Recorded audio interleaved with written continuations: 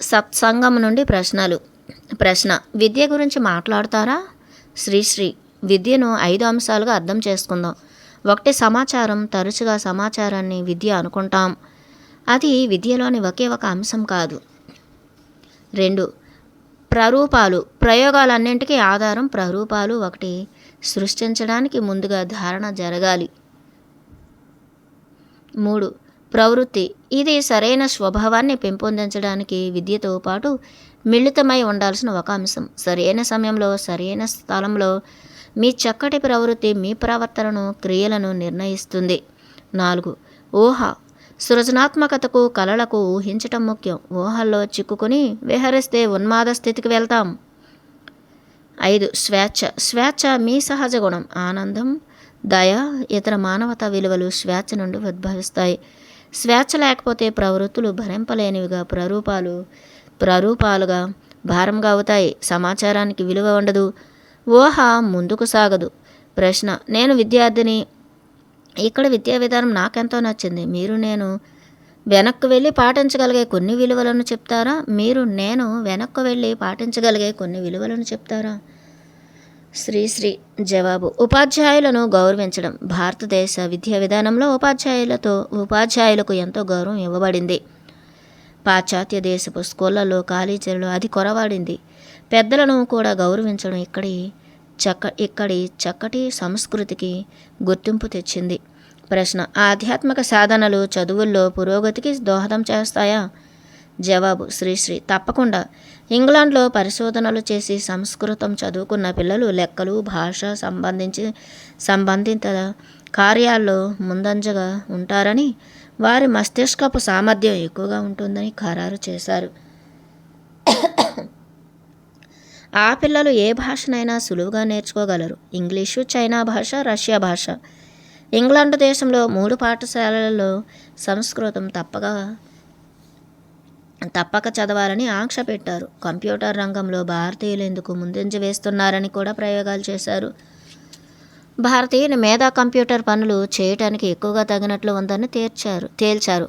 భారతీయుని మేధ కంప్యూటర్ పనులు చేయటానికి ఎక్కువగా తగినట్లుగా ఉందని తేల్చారు. ఇది సంస్కృత భాష తెలియటం వలననే అని తీర్మానించారు. కనుక మీ పిల్లలు సంస్కృతం చదవటం మంచిది.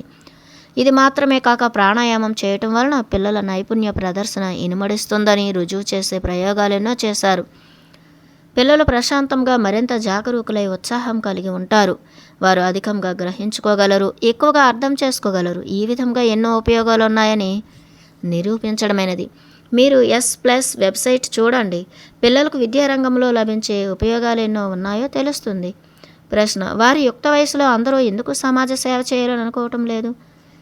శ్రీశ్రీ: తప్పక ఆ విధంగా అనుకోవాలి. బాధపడే వాళ్ళను చూస్తే హృదయం ద్రవించని వారెవరూ ఉండరు. ప్రతి ఒక్కరూ ఒక్కోసారి తప్పక సేవ చేయాలనుకుంటారు. మేము సేవ చేయము అని మనం అనటానికి వీలు కాదు. ప్రశ్న: యువత వారి జీవితంలోని ఒడిదుడుకులను ఎలా తట్టుకోవాలి? శ్రీశ్రీ: నేను యువకుడనే. జీవితం అన్నింటినీ కలిపిన మిశ్రమం. ఓటమి, గెలుపు ఒకదానితో ఒకటి, అవి పూరకాలు. మీరు ఓడిపోతే గెలుపు యొక్క విలువను తెలుసుకుంటారు. అది విజయానికి మెట్టు. మీరు ముందుకు సాగాల్సిన అవసరం ఉంది. గతం నుండి మీరేమి నేర్చుకున్నారని, ఓటమి పట్ల మీ అభిప్రాయం ఏమిటని మిమ్మల్ని మీరు ప్రశ్నించుకోండి. ఇది మిమ్మల్ని ముందుకు నడిపిస్తుంది. దీనికి మీకు సమయస్ఫూర్తి కావాలి. ఒత్తిడి నుండి వైదొలగాలి. మీరు పావు కాదు, మీరు ఓ చదరంగంలో ఆటగాడు. మీరు పావు అయితే ఎవరో మిమ్మల్ని కదుపుతుంటారు. మీకు దానిపై నిర్దేశించే వీలు ఉండదు. మీరు ఆటగాడు కావాలి, బలం పెంచుకోవాలి. ఈ విధంగా జీవన కళ కార్యక్రమాలు మీకు దోహదపడతాయి. ప్రశ్న: ఆత్మ ఔన్నత్యం ఎందరిలోనూ ఈ మేరకు తగ్గిపోవడానికి ఏ తప్పు జరుగుతోంది? దీని ప్రభావం తగ్గించడానికి మేమేం చేయాలి?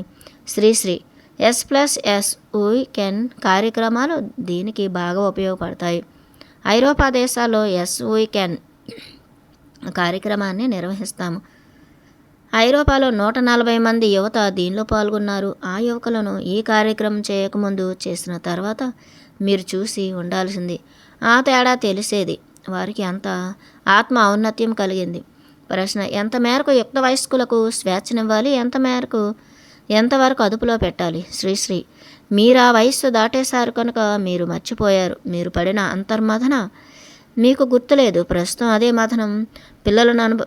మదన పిల్లలు అనుభవిస్తున్నారు. వారి శరీరంలో ఎన్నో రసాయనిక మార్పులు చెందుతున్నాయి. వారితో చేయి కలిపి సున్నితంగా వారిని ఈ మదన నుండి వెలుపలకులాగి మార్గం చూపించండి. యుక్త వయస్కుల ఈ జ్వర తీవ్రత కొన్ని సంవత్సరాల పాటు మాత్రమే ఉంటుంది. శారీరకంగా మాత్రమే కాక మానసికంగా ఉద్వేగాలతో వారు మదనకు ఎక్కువ లోనవుతారు. 3 ఏళ్ల వయసు పిల్లలు సంతోషం, స్వార్థం వంటి ఉద్వేగాలకు లోనవుతారు. అది యుక్త వయస్కులో కూడా వారి వెంటనే ఉంటుంది. కొందరు వారి యుక్త వయస్సు ఉపద్రవం నుండి బయటపడరు. మానసిక అసంతులన వారికి పెద్ద సమస్య ఉంటుంది. యుక్త వయస్సు ఒక గడ్డు కాలం. యుక్త వయస్కులతో వ్యవహరించడానికి ఎక్కువ సహనం అవసరం. మీరు వారికి స్నేహితులుగా హితైషులుగా మారి వారికి కాస్త చోటిచ్చి కావలసినప్పుడు మీరు గట్టిగా నిలబడి సాధించుకోవాలి. ఎప్పుడు మీరు అనురాగం కురిపిస్తూ అనుకూలంగా ఉండలేరు. యోగ చిత్తవృత్తి నిరోధ అని పతంజలి మహర్షి అన్నారు. యోగం అంటే మనసులో కలిగే ప్రవృత్తులను అరికట్టడం. తదా దృష్టు స్వరూపే అవస్థానం. దృశ్యం నుండి యోగిలో ఏర్పడే నైపుణ్యమే యోగం. అంతరంగంలోనికి వెళ్ళి తాదాత్మ్యం చెంది యోగిగా మారడం. ఈ అభిప్రాయంతో ధ్యానం జరుగుతుంది. తర్వాత సమాధిలోనికి వెళ్తారు. మీ మనస్సు పూర్తిగా నిశ్చలమవుతుంది. బోలుగా ఖాళీగా ఉన్న క్షణం మీకు అనుభవం అవుతుంది.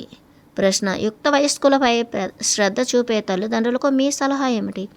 శ్రీశ్రీ జీవన కళా సంస్థ చక్కటి కార్యక్రమాలు మీ పిల్లలను గురించి తెలుసుకోండి అని నిర్వహిస్తుంది.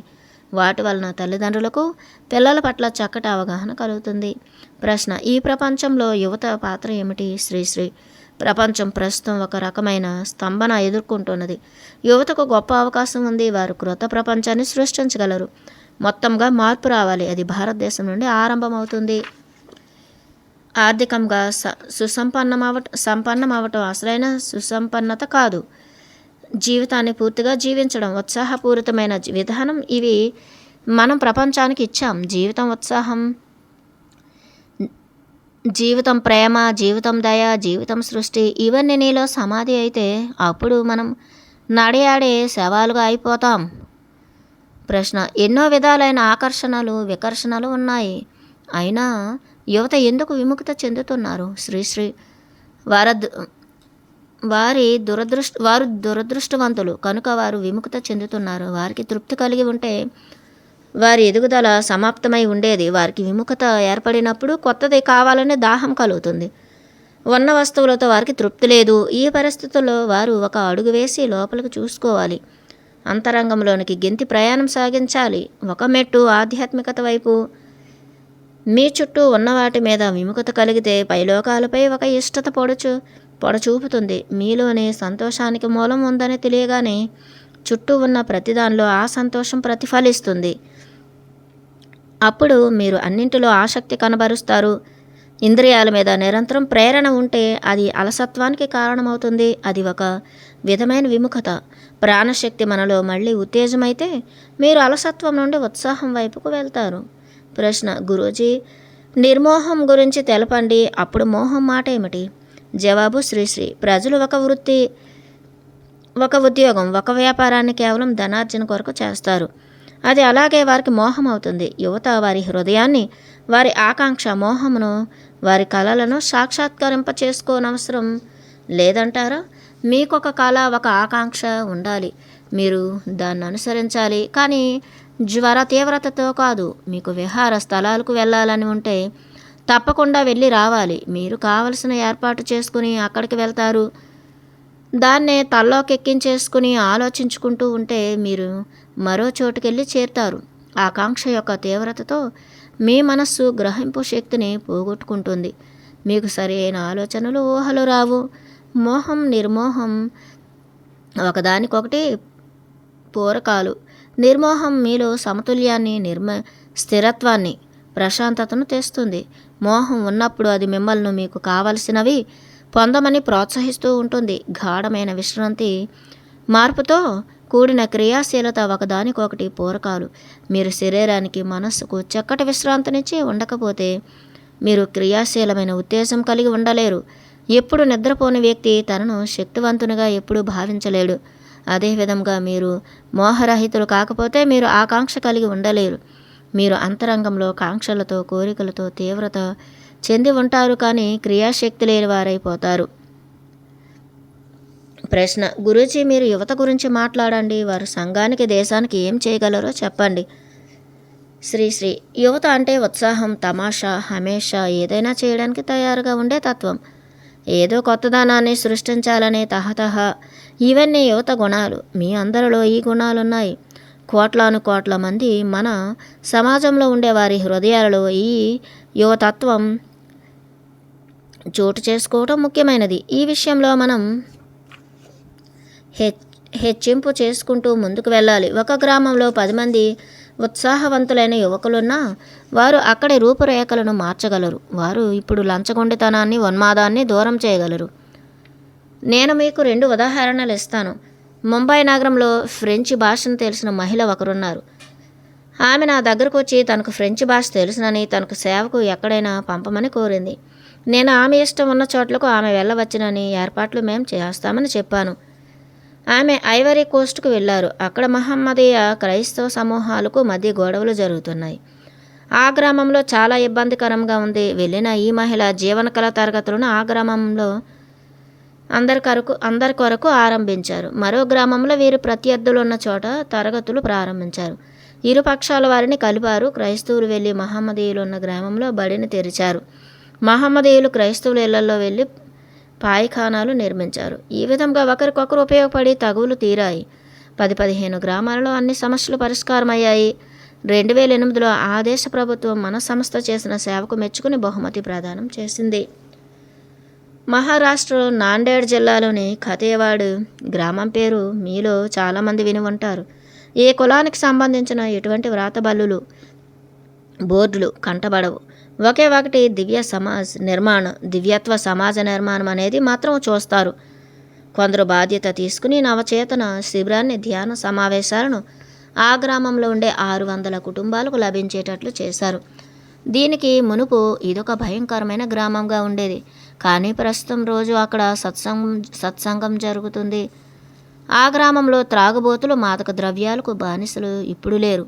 కళ్ళు దుకాణాలు లేవు. ప్రతి ఇంటికి పొగచూరని పొయ్యి ఉంది. అక్కడ రసాయనాలు వాడిన వ్యవసాయం జరుగుతుంది. దుకాణదారుడుండని ఒక దుకాణం ఉంది. వస్తువుల ధరలు వస్తువులపై ముద్రించి ఉంటాయి.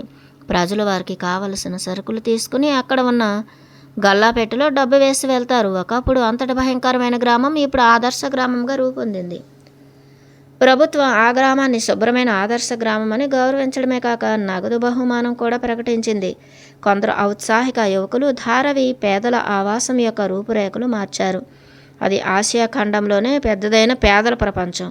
అక్కడ నాణ్యమైన బడిని ఆరంభించారు. వీధుల్లో తిరుగులాడే ఆ పిల్లలు ప్రస్తుతం చదువుకుంటూ మొదటి తరగతి గణాంకాలతో కృతార్థులవుతున్నారు. ఢిల్లీ యువకులు కూడా మేరీ ఢిల్లీ, మేరీ యమున కార్యక్రమంలో వారి అనుభవాలను పంచుకున్నారు. ప్రభుత్వం కూడా వారి ఉత్సాహపూరితమైన పనులను చూసి చకితులయ్యారు. వారు చేయవలసినది ఇంకా ఎంతో ఉంది. ప్రతి యువకునికి ఎంతో శక్తి ఉంది. మన యువతకి ఉత్సాహం, గ్రహింపు ఉన్నాయి. ఎందరికో కోపం, ఉత్సాహం ఉన్నాయి. అలా ఉండటం సులభం. కానీ మనకు యువకులు ఉత్సాహంగా అర్థం చేసుకునేట్లుగా ఉండటం కావాలి. సమాజాన్ని ఉద్ధరించడం లక్ష్యంగా పెట్టుకునే యువకులు ఎవరు సంతోషంగా వారికిచ్చిన కార్యాలను చక్కబెట్టగలరో అలాంటి వారు కావాలి. ఎవరు ఆకలితో, మన వికలత్వంతో బాధపడకుండా ఉండాలి. ఎవరికి న్యాయం లభించకుండా ఉండకూడదు. ప్రశ్న: యువత చాలా దూకుడుగా ఉన్నారు. వారు అడిగినదంతా వారికి సమకూరుస్తున్నామైనా తృప్తి లేదు. వారు అత్యుత్సాహంగా ఉన్నారు. వారిని ఎలా సమర్థించి రావాలి? మరి ఈ రకమైన వారు ఇతరులను బాధిస్తున్నప్పుడు ఎలా వీరిని అదుపు చేయాలి? శ్రీశ్రీ: వాళ్ళను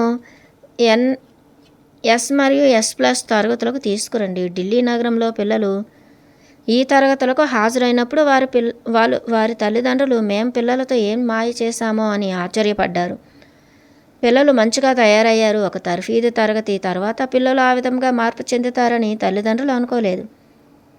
ఏ పిల్లలు మొదట తల్లిదండ్రులను ద్వేషిస్తున్నామని అన్నారో వారే వారి తల్లిదండ్రులను జాగ్రత్తగా చూడనారంభించారు. మేము మిమ్మల్ని ప్రేమిస్తున్నాము, మీకోసం ఏం చేయగలము వగైరా అంశాలు నింపి ప్రేమగా ఉత్తరాలతో శుభాభివందనాలు పంపారు. పిల్లల్లో పూర్తిగా వచ్చిన మార్పు ఇది. అమెరికా దేశంలో 43 విశ్వవిద్యాలయాలలో N+ సభలున్నాయి. కార్నెల్ విశ్వవిద్యాలయం మరియు మరికొన్ని విశ్వవిద్యాలయాలలో ఇది పాఠ్యాంశం. దీనికి గణాంకాలున్నాయి. అంటే S+ కార్యక్రమం చేసి ధ్యానం తరగతి అభ్యాసాలు చేస్తే ఒక పరీక్ష రాసి గణాంకాలు పొందినట్లు. మనం పిల్లలకు ధ్యానం నేర్పాలి. వారి నకారాత్మక భావాలను వారు సరిదిద్దుకునే మార్గాలు నేర్పుతుండాలి. ప్రపంచం మొత్తం దీన్ని ప్రస్తుతం గుర్తిస్తున్నది. భారతదేశంలో కూడా ఇది బాగా గుర్తింపు పొందాలి. ప్రశ్న: మీకు ప్రేరణ ఎవరు? శ్రీశ్రీ. దీనికి సమాధానం తెలుసుకోవాలంటే మీరు 2 పుస్తకాలు చదవాలి. ఒకటి ఆనంద స్వరూపం గురు ఆఫ్ జాయ్, రెండవది మార్గంలో నడవటం, వాకింగ్ ద పాత్. ప్రతి పసిబిడ్డ నాకు ప్రేరణ. ప్రతి ఒక్కరిని నేను పసిపిల్లల వలె చూడాలనుకుంటాను. అంత తప్పకుండా మా అమ్మగారు నా మీద బలమైన ముద్ర వేశారు. నేను బాగా చేయాలని నా గురించి మా అమ్మగారు పట్టించుకునేవారు. ఆమె ఎప్పుడు నేనేం చేసినా దాన్ని చక్కగా చేయాలనేవారు. అందువలన ఆమె నన్ను ఎప్పుడూ ముందుకు వెళ్ళమని ప్రోత్సహించేవారు. ప్రశ్న: పిల్లలు పెద్దవారయ్యాక తల్లిదండ్రుల గురించి పట్టించుకోరు. ఎన్నో వృద్ధాశ్రమాలు తెరుచుకున్నాయి. తల్లిదండ్రులుగా ఏం తప్పు చేస్తున్నాం? తల్లిదండ్రులకు ఈ పరిస్థితులు చక్కదిద్దుకోవటానికి మీ సలహా ఏమిటి? శ్రీశ్రీ. అందుకే నేను 3 రకాల నమ్మకాలు ఉండటం ముఖ్యం అంటున్నాను. మీపై మీకు విశ్వాసం, పరుల మంచితనంపై విశ్వాసం, దైవం పైన విశ్వాసం, కొంచెం మతపరమైన నైతిక ఆధ్యాత్మిక విలువలు, మీరు మీ తల్లిదండ్రుల పట్ల చూపుతున్న వైఖరి, పిల్లలను పెద్దవారైన బామ్మ తాతగారులను గమనించుకోమని చెప్పే విధానం, ఇవన్నీ వారిని ప్రభావితం చేస్తాయి. అందువలన మీరు మీ పిల్లలకు బామ్మను తాతగారిని జాగ్రత్తగా చూసుకోమని చెప్పాలి. వారు అలా చేయటం ప్రారంభిస్తారు. ఈ రోజుల్లో పిల్లలు పాశ్చాత్య సంస్కృతికి ఎక్కువగా ఆకర్షితులవుతున్నారు. నా కొడుకు ఒకసారి వేసుకున్న జీన్స్ ప్యాంటును ఉతికినా మనసు చిన్నబుచ్చుకుంటాడు.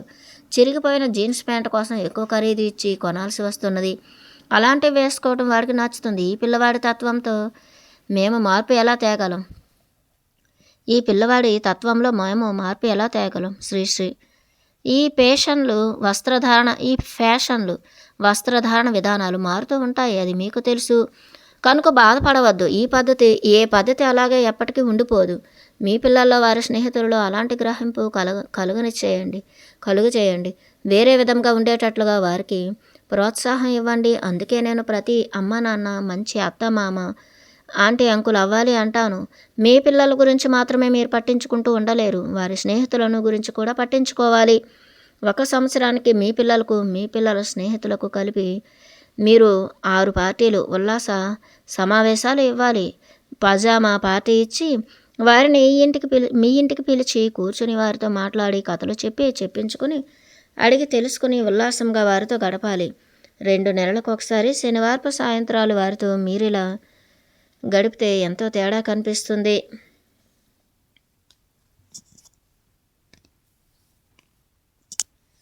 ప్రశ్న: ప్రత్యేకమైన పిల్లలను ఏ విధంగా పోషించాలి అని సలహా ఇవ్వండి. ప్రత్యేకమైన పిల్లలను ఏ విధంగా పోషించాలని సలహా ఇవ్వండి. జీవన కళ ద్వారా వారికి ఏ రకంగా ఉపయోగపడవచ్చు? శ్రీశ్రీ. వారికి మీరు కేవలం సేవ చేయండి. వారిపై జాలి పడవద్దు. ఆ ఆత్మలు ఆ ప్రత్యేక అవసరాలతో వేరు విధమైన తలంలో ఉంటాయి. వారు బాధాకర తలంలో ఉండరు. వారి ప్రపంచానికి కేవలం సేవలు అందుకోవటానికి వచ్చారు. ఈ భావంతో మీరు సేవ చేయాలి. వారిని చూసి జాలి పడవద్దు. అయ్యో పాపం బిడ్డ అనుకోవద్దు. ఈ ప్రత్యేకమైన పిల్లలు కేవలం మీ చేత సేవ చేయించుకునేందుకు మాత్రమే జన్మించారు. ప్రశ్న: పిల్లలు మత్తు పదార్థాలకు అలవాటు పడ్డారా లేక కేవలం చిరాగ్గా పరాగ్గా ఉన్నారా అని ఎలా తెలుసుకోవాలి? శ్రీశ్రీ. మీరు దీన్ని తెలుసుకోవచ్చు. అందుకే వారి స్నేహిత వర్గాన్ని మీరు తెలిసి పెట్టుకోవాలి. అప్పుడు వారేం చేస్తున్నారో ఎక్కడికి వెళ్తున్నారో మీకు తెలుస్తుంది. యుక్త వయస్కులైతే వారి మీద కొన్ని హద్దులు ఉంచాలి. ఇది చాలా క్లిష్టమైన వయస్సు. వారిలో శారీరకంగా మార్పులు వస్తుంటాయి. తల్లిదండ్రుల ప్రేమ మాత్రం వారికి తృప్తినివ్వదు. వారి శరీరం కొత్త వాటిని కనిపెడుతుంది. బయట నుండి కొంత ప్రేమను, ఒక ఊరట, ఒక శారీరక సుఖం కోసం ఎదురు చూస్తూ ఉంటుంది. వారి మనస్సు గందరగోళంగా ఉంటుంది. అందువలన యుక్త వయస్కులను పెంచడం పెద్ద విషయం అయింది. అందుకే మేము S+ తరగతులు యుక్త వయస్కుల కొరకు ఆరంభించాము. నేను మీకు అభివర్ణించలేనంతగా ఈ తరగతులు పిల్లలకు ఎన్నో విధాలుగా ఉపయోగపడుతున్నాయి. ఢిల్లీ నగరంలో మేము నిర్వహించిన తర్ఫీదు తరగతులకు 1,000 మంది యువకులు హాజరయ్యారు. మీరెవరిని అయిష్టపడతారు అని వారిని ప్రశ్నించాము. 80% మంది వారి అధ్యాపకులను, ప్రొఫెసర్స్ను ఎక్కువగాను, 75% మంది రెండవ స్థానంలో వారి తల్లిదండ్రులను అని సమాధానమిచ్చారు. ఈ దేశంలో మనం మాతృదేవోభవ, పితృదేవోభవ, ఆచార్య దేవోభవ, అతిథి దేవోభవ, తల్లి, తండ్రి, గురువు మరియు అతిథులను దైవస్వరూపాలుగా, ఆదర్శప్రాయులుగా అభివర్ణిస్తాము. పిల్లలు వారిని ద్వేషించటం చూస్తే బాధాకరం అనిపిస్తున్నది. మనం విద్యా విధానంలో హింస, ఒత్తిడి ఎట్టి పరిస్థితుల్లో ఉండకూడదంటాము. అమెరికాలో జరిగేటట్లు ఇక్కడ తుపాకుల సంస్కృతి రాకూడదని అంటున్నాం. ఇక్కడ తరగతి గదుల్లో చాలా ఎక్కువ హింస గోచరిస్తున్నది. 90లలో ఉన్నప్పటికంటే ప్రస్తుతం బళ్ళల్లో అక్కడ హింసా ప్రవర్తన 3 అయిందని ఇటీవల వేసిన అంచనాలు, గణాంకాలు తెలియచేస్తున్నాయి. ఇది చాలా భయంకరమైనది. ఇది భారతదేశానికి కోరతగింది కాదు. అందువలన మనం నైతిక, ఆధ్యాత్మిక, ధార్మిక విలువలు, దయా, స్నేహం, ప్రేమలను ఇక్కడ పెంపొందించాల్సిన అవసరం ఎంతైనా ఉంది. ప్రశ్న: గురూజీ, నా తల్లిదండ్రులు నన్ను శాకాహారిగా ఉండవద్దంటున్నారు. నేను వారిని ఎలా ఒప్పించాలి? శ్రీశ్రీ: జవాబు: మీరు మామూలుగా, సున్నితంగా నేను శాకాహారిగా ఉండాలనుకుంటున్నాను అని చెప్పేసేయాలి. అంతే, వారు దాన్ని ఒప్పేసుకుంటారు. ప్రశ్న: గురూజీ, నేను భగవంతుని విశ్వసించడం లేదు, అది తప్ప? శ్రీశ్రీ: జవాబు: పర్వాలేదు, నీ వరకు కనీసం నిన్ను నువ్వు విశ్వసిస్తున్నావు. నీవెవరో నీకు తెలియాలి. సత్యం, విశ్వసనీయత, ప్రేమ, దయ ఇవన్నీ దైవీ గుణ సంపదలు. వీటి పట్ల విశ్వాసం ఉంచుకో.